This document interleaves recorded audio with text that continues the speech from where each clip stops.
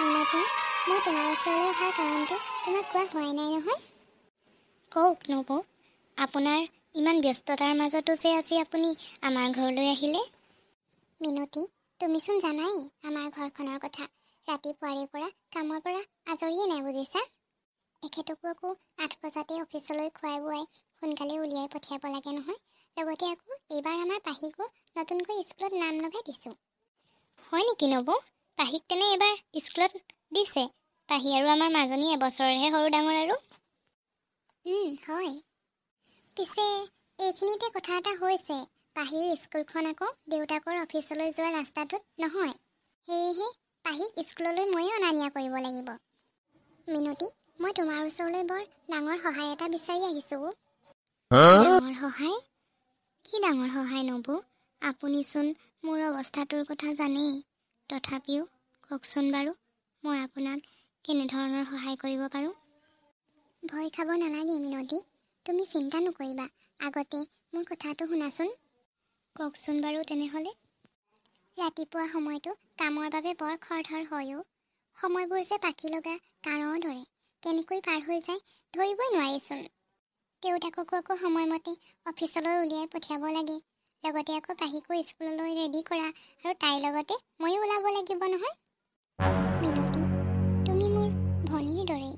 তোমাৰ অৱস্থাটোৰ কথা বুজি মই তোমাক কথা এষাৰ কওঁ, তুমি আকৌ বেয়াকৈ নাভাবিবা। কওকচোন বাৰু। তুমি মোক ৰাতিপুৱা সময়ত অকণমান সহায় কৰি দিবলৈ যাব পাৰিবা নেকি মিনতি? নবৌ।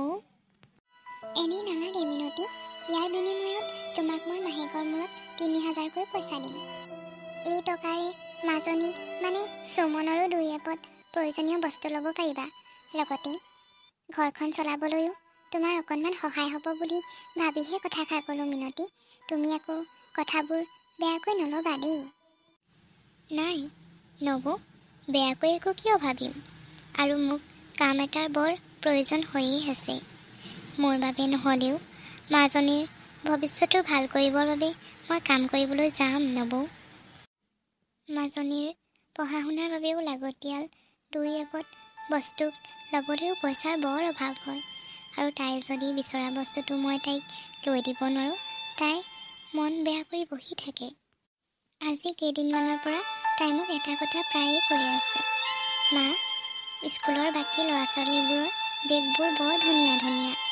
মোকো তেনেকুৱা নতুন বেগ এটা লাগে, তুমি আনি দিব নোৱাৰানে? মোৰ বেগটো ফাটিল নহয়। মই পিন 2টা মাৰিহে স্কুললৈ লৈ গৈ আছোঁ এইকেইদিন। আৰু কৈছে স্কুললৈ অহা যোৱা কৰি থাকোঁতে ৰাস্তাতে কেতিয়াবা বেগৰ পৰা কিতাপ পত্ৰবোৰ ওলাই পৰে। তেতিয়া মোৰ বুকুখন একেবাৰে শুকে খুন্দা মাৰি ধৰেও নবৌ। হ'ব মিনতি, মন বেয়া নকৰিবাচোন। এতিয়া নাকান্দিবাচোন বাৰু তুমি।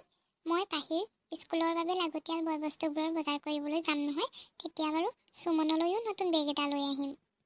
মই আপোনাৰ তাত কাম কৰিবলৈ যাম নবৌ। খালি আপুনি মোক জনাব কোনদিনাৰ পৰা যাব লাগে। হ'ব মিনতি, মই তোমাক জনাম বাৰু। আৰু এতিয়া মই ঘৰলৈ গৈ থাকোঁ, বহুত সময় হ'ল নহয়। হ'ব নবৌ, সুমনৰো স্কুলৰ পৰা আহি পোৱাৰ সময় হৈছে। ঘৰত আৰু আমি মানুহ 2জনীহে, তাইৰ লগতো কথাষাৰ আলোচনা কৰিব লাগিব এবাৰ। হ'ব মিনতি, মই এতিয়া গৈ থাকোঁ তেনে। ময়ো যাওঁ, মোৰো কাম কেইটামান আছে কৰিবলৈ। মাজনী আকৌ স্কুলৰ পৰা আহি পোৱাৰ সময়েই হ'ল। মা, অ' মা, কি কৰি আছা? মই আহিলোঁ নহয় স্কুলৰ পৰা। অ' মাজনী, আহি পালা? অ' মা, সীমা খুৰী আমাৰ ঘৰলৈ কিয় আহিছিল বাৰু? মই স্কুলৰ পৰা আহি থাকোঁতে বাটত লগ পালোঁ, মাতোতে আমাৰ ঘৰলৈ অহাৰ কথা কৈছিলে মোক। কৈছোঁ ৰ'বা মাজনী, তুমি এতিয়া স্কুলৰ পৰা আহি পাইছাহিহে। তুমি যোৱাচোন, প্ৰথমতে মুখ হাতকেইটা ধুই আহা। হ'ব মা। মাজনী, কথাষাৰ কওঁ বাৰু। তাই আকৌ বেলেগ ধৰণে কথাটো মনত নল'লেই হৈছে। মা, এইবাৰ কোৱাচোন, সীমা খুৰী আমাৰ ঘৰলৈ কিয় আহিছিলে? মাজনী, সীমা খুৰী মোৰ ওচৰলৈকে আহিছিলে। সীমা খুৰীৰো ছোৱালী এজনী আছে নহয়, তাইক বোলে এইবাৰ নতুনকৈ স্কুলত নাম লগাই দিছে। অ' মাজনী, পাহি মই ভণ্টিক আকৌ চিনি সীমা পাওঁ নহয় খুৰীহে মা। স্কুললৈ অনা নিয়া কৰিব লাগিব। কল্যাণ খুৰাৰো আকৌ অফিচলৈ যাব লাগে নহয়। পাহি ভণ্টিচোন কল্যাণ খুৰাৰ লগতেই যাব পাৰে স্কুললৈ। নহয় মাজনী, কল্যাণ খুৰা যে যিটো ৰাস্তাৰে অফিচলৈ যায় নহয়, সেইটো ৰাস্তাত পাহিভণ্টিৰ স্কুলখন নহয়। সেইকাৰণে সীমাখুৰীয়ে পাহিভণ্টিক স্কুললৈ অনা নিয়া কৰিব লাগিব মাজনী। সেইটো কথা। মাজনী, ৰাতিপুৱা সময়তো সীমাখুৰীৰ কামৰ কাৰণে বৰ লৰালৰি হয়। সেইকাৰণে সীমাখুৰীয়ে মোক কাম কৰিবলৈ মাতিছে তেখেতলোকৰ ঘৰত। মানে কামত অকণমান সহায় কৰি দিবলৈ মাতিছে মাজনী। তুমি কি বেলেগৰ ঘৰত কাম কৰিবলৈ যাবা? যাম মাজনী। কামৰ বিনিময়ত সীমাখুৰীয়ে মাহেকৰ মূৰত পইচা ৩,০০০ টকা দিম বুলি কৈছে। মা, তুমি বাৰু বেলেগৰ ঘৰত কাম কৰিবলৈ গ'লে তোমাৰ বহুত কষ্ট হ'ব নেকি? মোৰ অকণমানো কষ্ট নহয় মাজনী, তুমি চিন্তা নকৰিবা। তুমি আছা নহয় মোৰ লগত, আৰু তুমি লগত থাকিলে মই সকলো কামেই কৰিব পাৰিম। মাজনী, তুমি মাত্ৰ তোমাৰ পঢ়া শুনাবোৰ ভালদৰে কৰা। মা, মই গম পাইছোঁ তোমাৰ বহুত কষ্ট হৈছে। মই তোমাৰ দুখ কষ্টবোৰ বুজি পাওঁ মা।